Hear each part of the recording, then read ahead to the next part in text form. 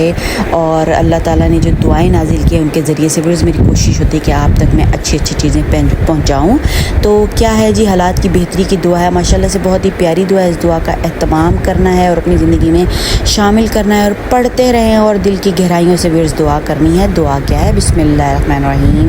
या मुक़ल्लिबल क़ुलूबि वल अब्सारी या मुदब्बिरल लैली वन नहारी या मुहव्विलल हौली वल अहवाली हव्विल हालना इला अहसनिल हाल।